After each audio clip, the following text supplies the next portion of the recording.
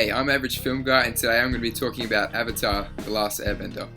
Unfortunately, I'm not talking about the amazing television show created by Nickelodeon, but regretfully, I will be talking about the M. Night Shyamalan disaster of 2010. So when the movie came out, I was 14, 15 around that time, and being a massive fan of the television show growing up, I expected great things, as I'm sure all Avatar fans did. Little did we know we were about to be betrayed and just absolutely annihilated by Shyamalan.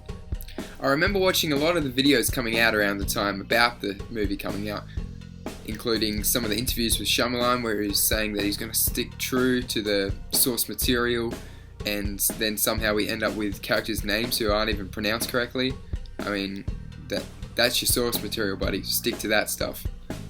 Oh, and by the way, Shyamalan, if you're going to show us footage in the movie that looks fucking amazing, like there's a scene in one of the trailers where Aang's in this looking like a temple, like maybe it was maybe it could have been the southern air temple or something, and he shoots out this gust of wind, and then we shoot out this sweeping shot that comes out and shows probably 1,000 Fire Nation ships about to storm him, and we're thinking, whoa, this wasn't in the television show, but it looks amazing.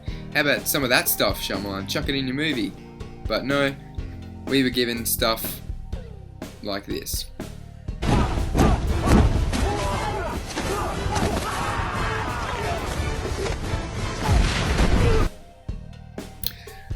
But I actually am gonna try and push past my hate of Shyamalan for this, because one of the key factors in this is the acting. Alright, so I'm gonna run through some of the actors that did disappoint me in this movie, which is almost everyone. First of all, you've got Noah Ringer. Alright, I remember when he was first cast, I thought, that's probably not a bad thing that he's cast a character based on his martial arts capabilities, comparing to someone like in this television series who he plays, Aang, who was a talented martial artist. But you got to make sure the kid can actually act first, right? And whoever wrote the character of Aang for the movie completely betrayed the series, because they wouldn't have even watched the series. They made him the most downbeat character, when in the television series, what made him great was he was always an optimist, and he was full of joy and happiness the entire show. He never let things get him down, despite his massive responsibilities that he had on his shoulders. Nicola Peltz is another one that disappointed me, because that was not Katara. I'm sorry, but if she thinks that that was a good representation of Katara, then it was pretty bad. I mean, just terrible. The guy that played Sokka in the movie, Jason Rathbone, completely the wrong casting. I mean, some people say that he does kind of look like Sokka in a weird kind of way, and yeah, I can kind of see it. It wouldn't be too bad if he could actually act, maybe, because there are actually scenes in the movie where he does not know his line. And compile that on top of the fact that there's terrible CGI going on in the background when they first set the Southern Water Tribe, that just completely a mess. Those scenes at the start just threw me off the movie immediately. I was like, oh dear. That's when I really knew we were in for a bad ride here. Prince Zuko, son of Fire Lord Ozai, banished from the Fire Nation for speaking out of turn. He was burnt and scarred on his face by his father for these actions, and forced to go chase the Avatar for the rest of his life, perhaps. A great character, a great redeeming storyline that he has in the television series, voiced by Dante Basco. Oh, I cannot wait for this character, right? No.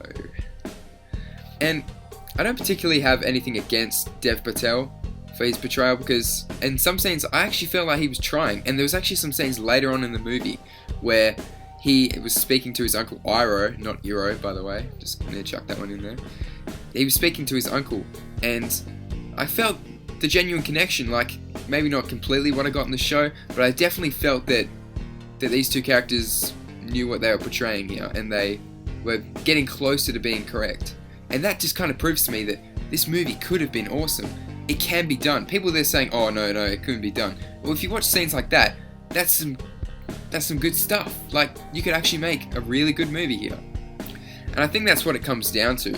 The fact that Shyamalan may have actually ruined this series and franchise forever. Like, any big film company taking this, looking at it and going, oh, yes, we can build on this, we can make it even better now. Unfortunately, nobody's going to look at the television series. The first thing they're going to do is go, oh, how did it do in the box office? Or how did Shyamalan's movie do? And they'll notice the mistakes and they'll try and make it better, but I don't think any massive companies are going to have any trust in this material now, which is a shame, because it seriously, with the right people at helm, it could be as big as Harry Potter, Lord of the Rings, God forbid I even say Star Wars, but it has that kind of potential, and it was just disastrous. I really could go on forever about this movie and how bad it made me feel, but I gotta end it eventually, so I'm just gonna end by saying that this movie is nowhere near a good representation of the television series, and everyone should go watch the television series, please. It's really amazing, and if we can get anyone to work together on remaking this film without Shyamalan and with some good actors and some good screenwriters, let's make it happen. Please!